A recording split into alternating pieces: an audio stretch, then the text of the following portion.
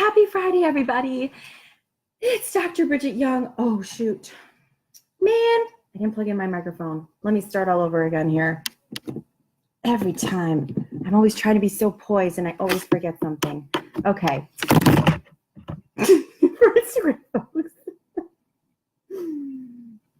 I just dropped my camera. This is really not going well. All right. Hopefully nobody's watching the very beginning. Start all over. Happy Friday, everyone. It's Dr. Bridget Young from babyformulaexpert.com here on a kind of sweaty Friday to talk to you about another happy hour infant feeding topic. Today we're going to be talking about cow's milk for babies under the age of 1, particularly dairy products, because I've actually just gotten this question 4 times this week, and it's a fantastic question. I think there's a lot of confusion around the topic, so I'm going to give you all of the details. Before we get started, hi. Sorry about the disastrous start. I am having like a straight up cocktail today. Sometimes, you know, I'm an Irish girl, and sometimes you just need a little whiskey at the end of the week. It's going down so easily. My husband is giving the boys a bath, so we have about 10 minutes of uninterrupted time. I'm Dr. Bridget Young, a doctor of perinatal nutrition, a certified lactation counselor, and founder of babyformulaexpert.com. Sorry as I toggle between 2 screens. So today we're going to be talking about feeding dairy products to your 6-month-old or older. Included in that is whole milk.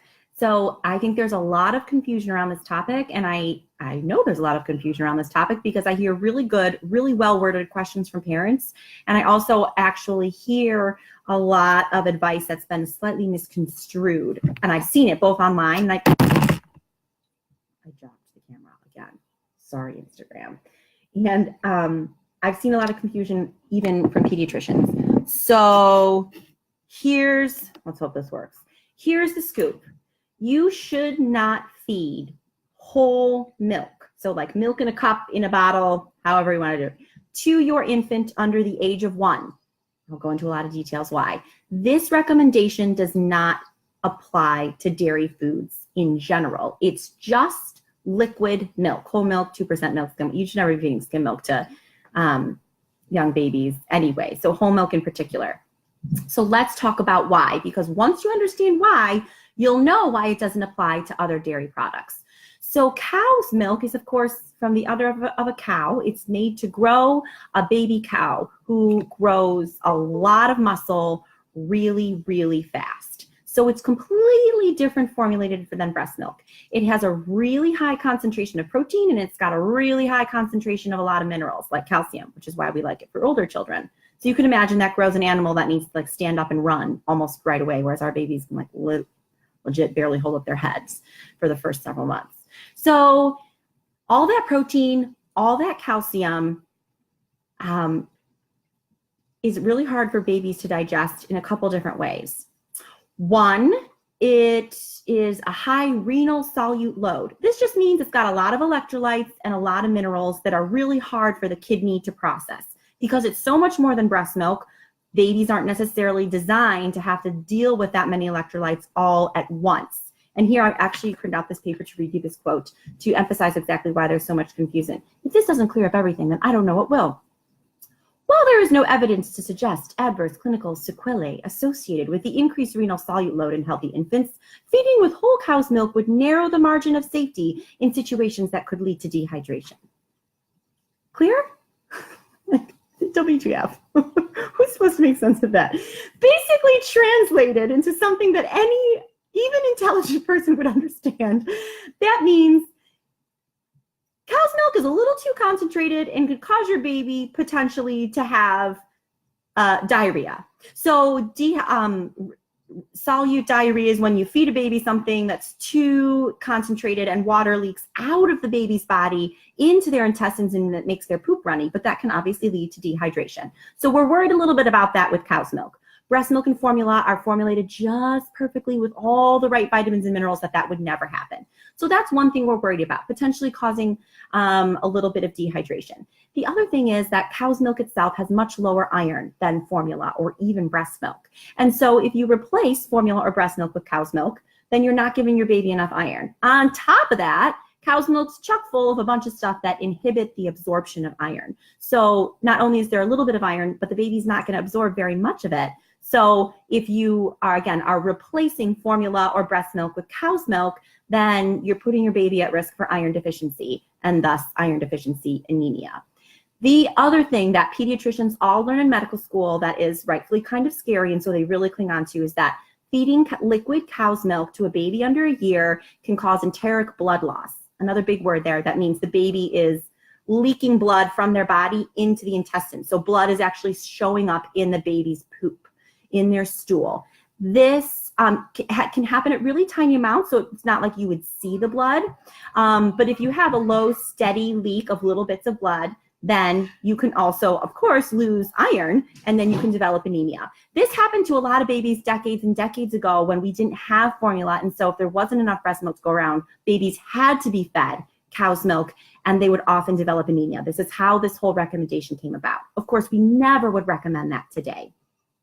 The reason this happens is still a little bit of a mystery, but is a combination of all those things I just talked about. It's likely to do with the really high concentration of casein, the really big size of the proteins, the unprocessed nature of cow's milk, meaning formula is much more processed and formulated to be like breast milk. And all these things kind of together can cause a young baby to leak little amounts of blood into their stool, which can eventually lead to anemia. By the time a baby is 1 year old, this phenomenon is gone. They can digest cow's milk with no problem. Nothing bad happens. They're perfectly right as rain. And at that point, cow's milk is just a really good source of protein and calcium, which is why most pediatricians recommend you do cow's milk at a year. So now that you understand all the reasons that we don't recommend liquid cow's milk to babies under a year, you can see that almost none of those apply to other dairy products. So I see a lot of parents avoiding dairy altogether before they get to a year, but you don't have to. The other thing is, a lot of people hear this recommendation, don't feed cow's milk before a year, and they assume, and I've actually heard some pediatricians say that because they get a little confused, that it's because we don't want the baby to have a cow's milk allergy. So I just want to clear that up too. We being the medical community in general, has totally flip-flopped our recommendations about 2 years ago regarding allergy, and we now recommend that it's best to feed a baby foods that are highly allergenic, like peanuts and cow's milk or cow's protein, in that 6 to 12 month range. The earlier, the better. And that exposes their little bodies to these things that are allergic, potentially allergenic, so that their body can learn that, oh no, that's not a bad thing I need to develop an allergy to. So it's actually good to be able to expose your baby to cow's milk protein early on. So you can do this without feeding them cow's milk. For example, some of my favorite foods come from dairy, and I think I've had a lot of questions like, wait, I'm not supposed to do that though, right? So that's the whole reason I'm doing this video. No, you should absolutely not feed your baby a cup of cow's milk, but for example, organic, full-fat, plain yogurt is an awesome food for babies. So first of all, it's not a liquid, so you're not going to have to deal with that ratio of electrolytes because it might cause diarrhea. It's just a food, and they're only going to physically swallow a couple bites at a time, and they'll have a drink with it, like either water in a cup or breast milk or formula. So that the renal solute load issue's out. And it's not, usually they're only eating a couple bites at a time, so it's perfectly safe. And then yogurt has also been processed, right? It's been fermented. So there's changes that go on molecularly with yogurt so that it's digested, it's going to digest a little bit different than just liquid cow's milk. And so that's a great way to add a little protein into your solid food repertoire. And also, obviously, if we do full fat, a lot of fat, yum. Dairy fat, good quality dairy fat's a great thing to have. So like a little bit of grass-fed heavy whipping cream or grass-fed butter or ghee. So you're obviously only going to be feeding your baby a tiny bit of this at a time, but I certainly like butter on my green beans. And so adding a little bit of like a little tiny splash, maybe like a teaspoon or 2 teaspoons of whipping cream to your green bean or whatever puree, or a little melted butter, delish. So not only is that going to boost the calories your baby's taking in, but it's going to add a lot of fat, which helps the absorption of fat-soluble vitamins. So it actually can help your baby absorb more of the nutrients out of their food. This is the case for any fat. You could equally just add a little bit of olive oil, but it's nice to have a range in fats that you can expose your baby to. And so, especially, like I said, if these are really high quality, like grass-fed cream, grass-fed butter, organic grass-fed yogurt, just little bits. These are great ways to have some diversity to your 6-month to 12-month-old diet, and also expose them to, hey, Jeannie, oh, you come on in. My mother-in-law's visiting. Expose them to a tiny amount of dairy protein so that their immune system can begin to handle it, basically. Now, if you're feeding an intact protein formula, you have already exposed your baby to tons and they're obviously thriving, so they're going to do great. You don't have to worry about the exposure from an immune perspective. But if you're a breastfeeding mommy and you haven't given your baby dairy before, this is a great way to do that exposure so that you're avoiding cow's milk, which you want to do, but you're also, again, incorporating some healthy proteins and making sure that they have an exposure to intact cow's milk protein before the age of 1. So I hope that is super helpful. I hope that clears up some questions. And if you guys have any questions, be sure, oh, boys are out of the bath, so you'll be probably seeing them in a minute. And please ask them. Okay, so I do have a comment. Right here. Oh, what a great question. Okay, Amber asks, my daughter's been on Gerber Gentle, which is a partially hydrolyzed formula since birth. Oh, she says, since it's partially hydrolyzed. Does that mean she hasn't had exposure to full milk protein? Yes, that's exactly what it means. So definitely wait until she's 6 months. Once you've started solid foods, add a little full fat whole milk yogurt. Just, you know, a tiny little bit. You can put like a tiny little bit on a baby spoon, put it in her mouth, and that will count as an exposure. And then, you know, that is a potential allergic exposure. So like you would do with peanuts or shellfish or anything else, watch her over the next several hours closely to be sure she doesn't, you know, explode in a rash or start having congestion or signs of an allergy. I'm sure she'll be absolutely fine. And then wait a couple days to try new food. That's the same thing you would do, like I said, if you're doing peanuts or strawberry or soy or, you know, foods that are more likely to cause an allergy.